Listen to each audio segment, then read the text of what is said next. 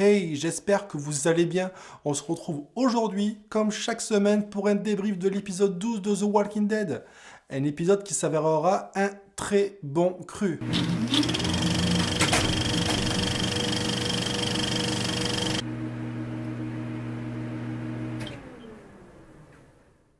Si vous aimez mon travail, n'hésitez pas à m'encourager, un petit pouce bleu, abonnez-vous à la chaîne et partagez la vidéo.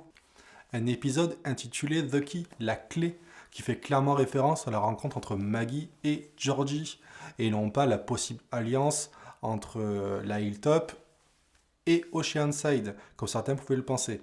Donc voilà, donc cette petite rencontre sera traitée dans la dernière partie de cette vidéo. On peut donc aisément dégager trois axes dans la narration de cet épisode.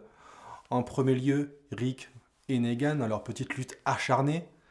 Dans un deuxième temps, ce sera Simon et Dwight qui échangent, on va dire, des balbutiements de révolte. Et pour finir, bien sûr, la rencontre entre Georgie et Maggie qui, bien sûr, va amener énormément de spéculations et de mystères pour le reste de la série. On suit donc un Rick, bien sûr, endeuillé qui revient à la Hilltop.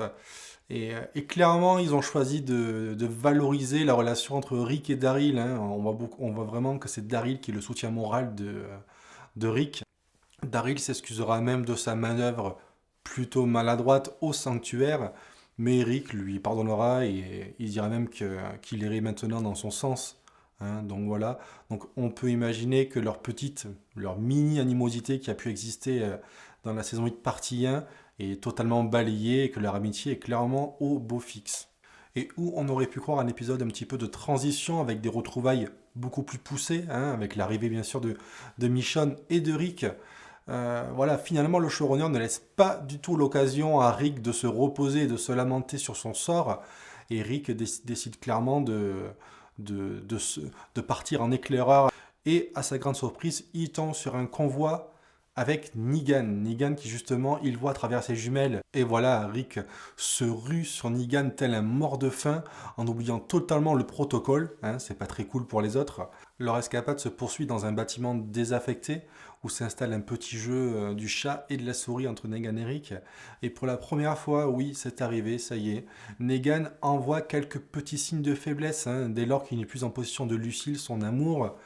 On voit qu'il n'est pas bien, il se sent mal, et il essayera même en vain allez, on va dire de renégocier les termes du contrat initial qu'il avait donné à Alexandria, hein, avec 50% de tout ce qu'ils ont, etc., etc.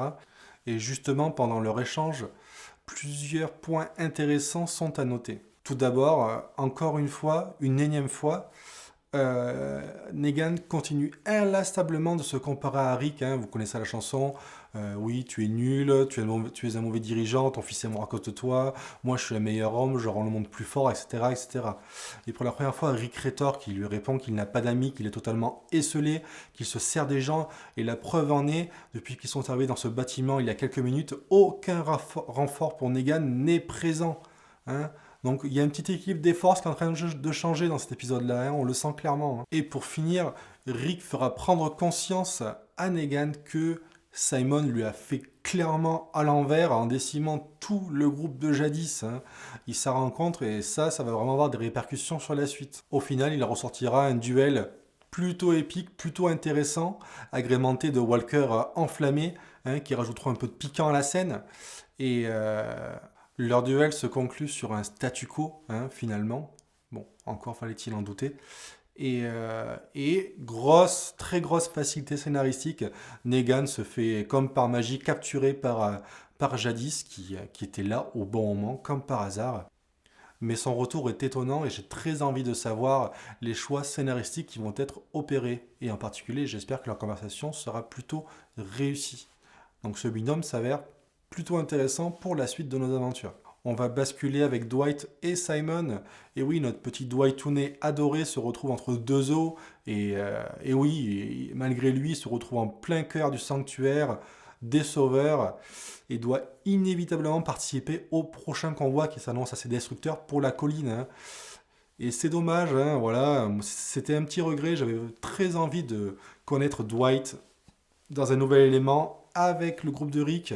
J'ai envie de le voir se développer, de voir ses relations se développer. Et J'espère que ce n'est que partie remise et qu'on pourra avoir accès à cette partie scénaristique un peu plus tard. Mais avant tout, son retour est hyper important dans le sens où il va amener du poids à la dissidence de Simon vis-à-vis de Negan. On a bien vu que l'adage de Negan qui est de ne tuer qu'une seule personne en guise de représailles pour faire capituler tout un groupe paraît aux yeux de Simon totalement désuet et pas du tout adapté au groupe Alexandria, la colline et le royaume. Ils ne veulent rien apprendre, ils n'ont pas peur, il faut passer la vitesse supérieure et oublier cet adage-là qui ne tient pas du tout la route, clairement. Et oui, durant tout l'épisode, Simon va chercher, à travers d'un jeu de questions-réponses avec Dwight, de le faire parler, d'essayer d'amener en lui des graines de révolte envers Negan, et de finalement trouver l'écho de ses propres sentiments. Parce que clairement, ça le bouffe de l'intérieur depuis longtemps, il ne peut en parler à personne. Et, euh, et voilà, et tu sens vraiment que Simon, en posant ces questions-là, il cherche vraiment à extérioriser tout ce qu'il peut ressentir et tout ce qu'il garde en lui depuis un moment, quoi. Ça le bouffait vraiment de l'intérieur, toute cette situation-là.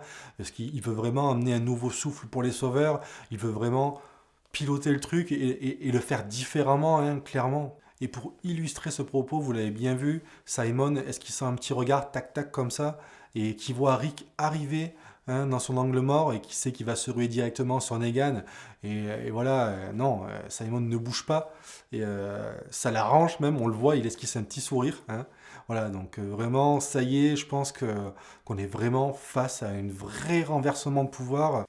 Mais au final, Simon se joue totalement de Dwight, dans le sens où il dit vraiment à Dwight voilà, que les sauveurs doivent vraiment se tourner vers l'avenir, oublier les vieilles rancunes, c'est-à-dire avec Alexandria, la colline et le royaume, faire table rase du passé et s'ouvrir finalement vers d'autres colonies, oublier celles avec qui ça n'a pas marché, et voilà, et juste s'ouvrir vers d'autres communauté avec qui ça se passerait peut-être beaucoup mieux. Voilà, et Simon montre du coup beaucoup de modération dans son discours, ce qui va plutôt plaire à Dwight, et justement Dwight va donc le supporter, mais de retour devant tous les sauveurs, et après un vrai bon discours de remobilisation générale, Simon va clairement annoncer la couleur, de se diriger directement à la colline et de faire feu et de défoncer tout le groupe de la colline, tout simplement.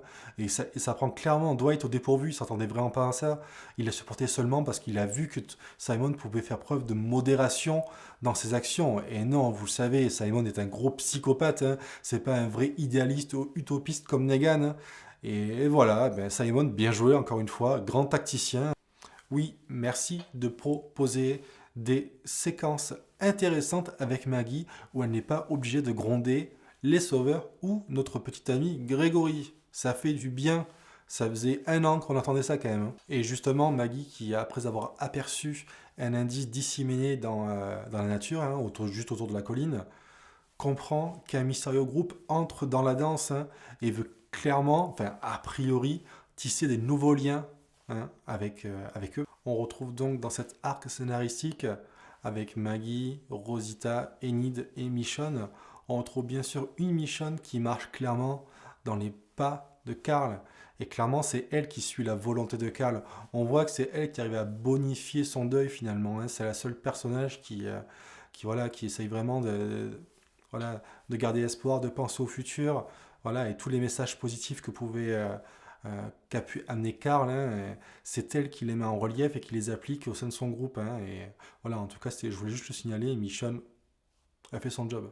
Et c'est justement elle qui orientera Maggie dans ses prises de décision tout au long de cet épisode et qui fera accepter à Maggie le fait de rencontrer ce nouveau groupe.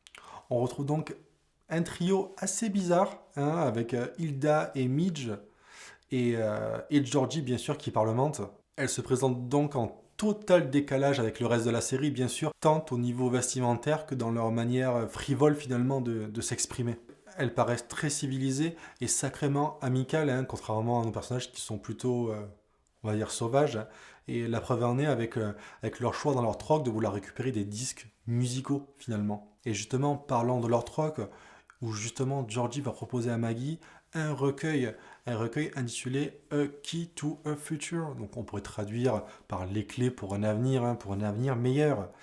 Et il est justement composé de plans et de schémas d'éoliennes, d'aqueducs, de silos, de moulins à eau. Voilà, dans tous les cas, et tout simplement, c'est un recueil composé de techniques et de savoir-faire visant à s'auto-suffire, hein, pour pouvoir prospérer tranquillement, hein. Et clairement, Maggie en est extrêmement contente, hein, et voilà, et des jours extraordinaires, un meilleur avenir s'annonce clairement. Et donc vient-on d'assister à l'événement le plus important depuis le début de la série, synonyme de prospérité, d'autosuffisance, et donc du premier échange avec cette nouvelle communauté qui va s'avérer, je pense, primordiale dans les prochaines saisons, peut-être pas dans un futur proche, mais au moins dans les futures saisons. Seul l'avenir nous le dira. Et justement, au vu de toutes les informations glanées au cours de l'épisode, qui a été très riche, finalement, j'ai envie d'entamer un travail avec une vidéo théorie, où j'ai envie d'aborder le futur possible des sauveurs, la relation entre Jadis et Negan qui s'annonce assez explosive, mais aussi de revenir sur cette nouvelle communauté mystérieuse, avec Georgie comme émissaire dans cet épisode. Et voilà, donc si j'arrive à trouver des informations intéressantes et potentiellement exploitables. Donc voilà, j'espère que vous aurez apprécié mon travail, ma vidéo. Si c'est le cas, si vous avez apprécié, n'hésitez pas à m'encourager, laissez un petit pouce bleu, abonnez-vous à la chaîne et partagez la vidéo bien sûr. Donc voilà, donc quant à moi, je vous retrouve la semaine prochaine pour un nouveau débrief de l'épisode 13 de The Walking Dead. Et bien sûr, très prochainement, beaucoup de vidéos en masse sur Game of Thrones. Je suis en train de bosser dessus, j'ai plusieurs vidéos pour l'instant, donc j'attends d'en avoir encore un peu plus pour commencer à les distiller sur YouTube. Donc voilà, donc restez connectés, prenez soin de vous, et je vous dis à très bientôt, salut!